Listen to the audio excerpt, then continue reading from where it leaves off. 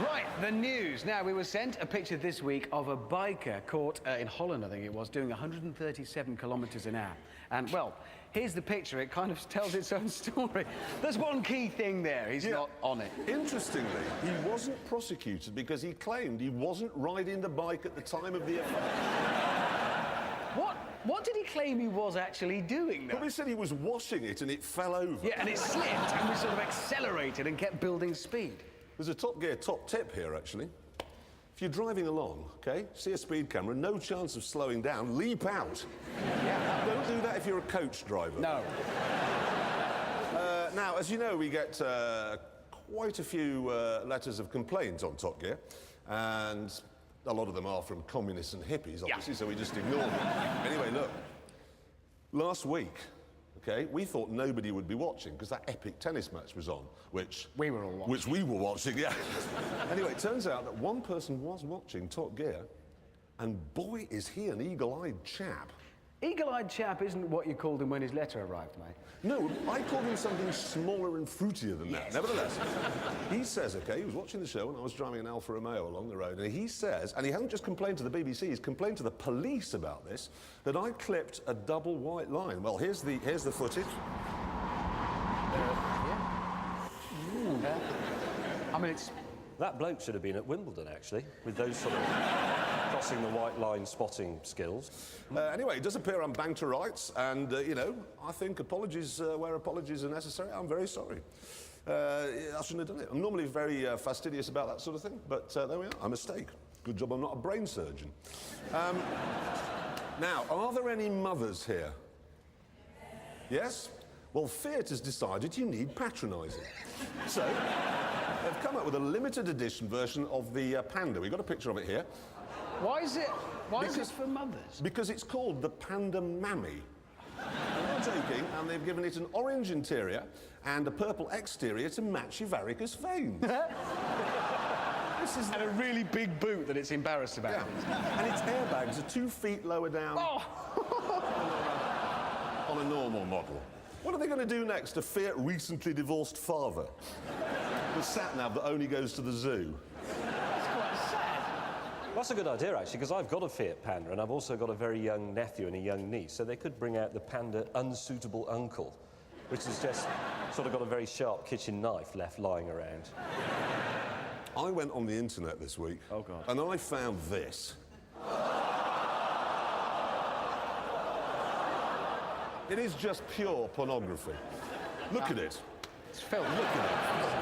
That is a convertible version of the Alfa Romeo 8C that I was driving a few minutes ago. That is gorgeous, though, isn't it? Do you think that's gorgeous? Great news! What? The Dacia Sandero. I've got a new picture. Ooh.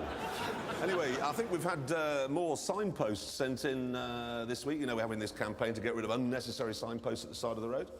We had one in. Well, imagine if you're driving along thinking these roadworks ahead look really complicated. I hope they put some signs up to simplify it all for me. Well, they have. There you go. That's made it all. Now I know what is... My particular favourite from the week is this one.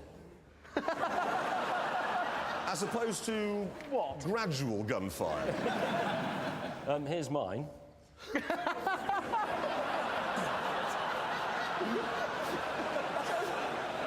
Some bloke nailed that to the post, stood back and said, yes, I don't see anything wrong with that.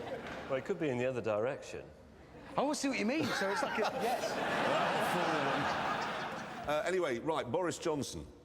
Hey, Boris Johnson, as I'm sure you know, has announced this week that the London congestion charge will not, as Ken Livingstone suggested, be going up to £25 a day. He's keeping it at 8.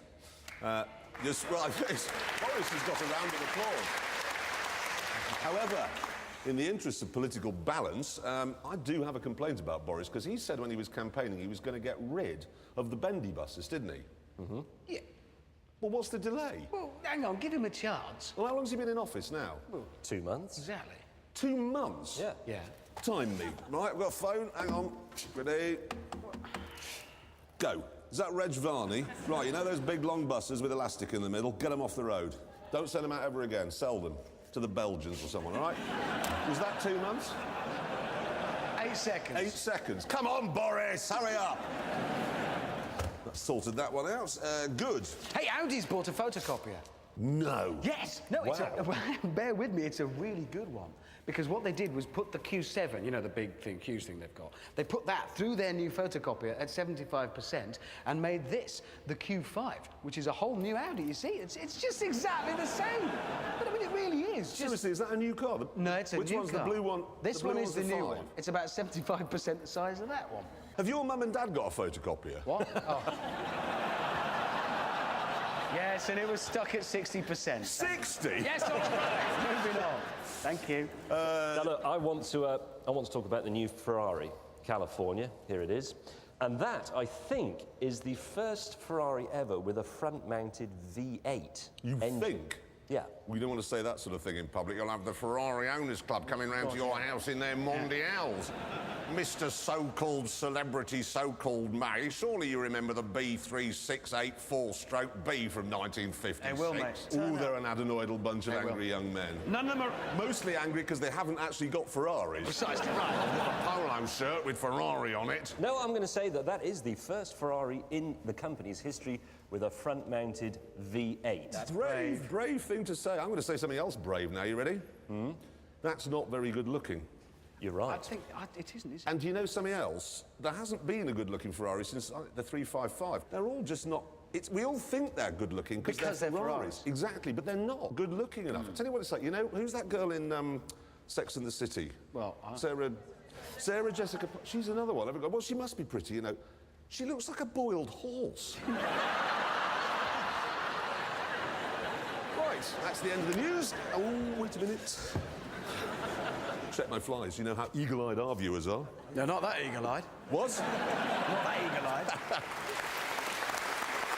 Very witty.